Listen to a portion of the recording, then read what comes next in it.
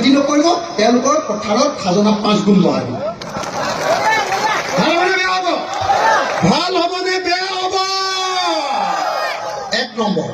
2 number, যদি আপোনালোকে আমাক ভোট দিয়ে, আমি যদি চৰকাৰ কৰো, মই বুকুত হাত থৈ গৈছো, এইটো লিখি লওক সকলোৱে।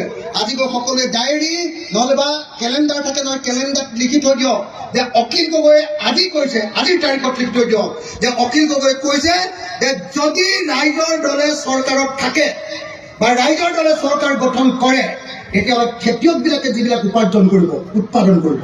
আপোনালোকৰ ইয়াত বহুত মাছৰ পুখুৰী দেখি আহিছো, আপোনালোকৰ ইয়াত বহুত চব্জিৰ খেতি দেখি আহিছো। যি বস্তু উৎপাদন কৰিব, ধান, সৰিয়হ, শাক পাচলি, মাছ, যি বস্তু উৎপাদন কৰিব, উৎপাদন কৰোঁতে যিমান খৰচ হ'ব, 1 কেজি বন্ধাকবি উৎপাদন কৰোঁতে যদি 5 টকা খৰচ হয়, তেতিয়াহ'লে খেতিয়কবিলাকক অতি কমেও 1 কেজি বন্ধাকবিৰ বিনিময়ত 15 টকা দাম দিয়া হ'ব। কোনেও 2 টকাত বন্ধাকবি বিক্ৰী কৰিব নালাগে। আমাৰ চৰকাৰখনে কোনেও 2 টকাত বন্ধাকবি বিক্ৰী কৰিব নালাগে। এতিয়া 2 টকাত বন্ধাকবি খেতিয়কে বিক্ৰী কৰে, কিন্তু আমি গুৱাহাটীত কিনি খাওঁ 40 টকা, হয়নে? এইটো 2 নম্বৰ কাম কৰিম। প্ৰত্যেকজন খেতিয়কে যদি এবাৰ খেতি কৰা ঠাইত 3বাৰ খেতি আমাৰ পইচাৰে, আমাৰ পানীৰে যদি খেতি কৰিব পাৰে, তেতিয়াহ'লে তেওঁলোকৰ পইচা বাঢ়িবনে নাই? ধনী হ'বনে নাই? 2 নম্বৰ, তেওঁলোকৰ বস্তু যদি দাম পায়, তেতিয়াহ'লে তেওঁলোকে বেছি পইচা পাবনে নাই? ধনী হ'ব। 3 নম্বৰ, যদি আপোনালোকে সঁচাকে আমাক চৰকাৰ বনাবলৈ দিয়ে, 3 নম্বৰ কামটো কি কৰিম জানেনে? 3 নম্বৰ কামটো কৰিম যে অসমৰ টাউনবিলাকত যিমান ডাঙৰ বিজনেছ আছে, বাহিৰৰ মাৰোৱাৰী, বেংগলী, বিহাৰীয়ে যিবিলাক ডাঙৰ বিজনেছ লৈ আছে, এই বিজনেছবিলাক আৰু ডাঙৰ কোম্পানীবিলাকে মলবিলাক খুলিছে, এই আটাইবিলাক বিজনেছ অসমৰ লোকেল মানুহৰ হাততে আনে।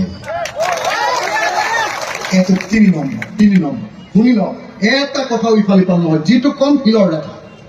4 নম্বৰ যিটো কাম কৰিম, এতিয়া আমাৰ ল'ৰাই গৈ বেংগলোৰত কাম কৰিব লাগে, আমাৰ ল'ৰাই গৈ চেন্নাইত কাম কৰিব লাগে, আমাৰ ল'ৰাই গৈ নিযুত কয়লা খনিত কাম কৰিব লাগে, আমাৰ ল'ৰাই গৈ অৰুণাচল প্ৰদেশত কাম কৰিব লাগে, আমাৰ ল'ৰাই গৈ কেৰেলাত গৈ চিকিউৰিটি গাৰ্ড কৰিব লাগে, আৰু বাহিৰলৈ যাওঁতে য'তে মাৰ খাব লাগে।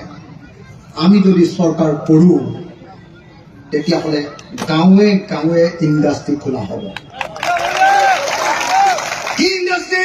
আপোনালোকৰ ইয়াত বিলাহী হয়, বিলাহী হ'লে টক আৰু চচৰ ইণ্ডাষ্ট্ৰি খোলা হ'ব, আৰু আচাৰৰ ইণ্ডাষ্ট্ৰি খোলা হ'ব।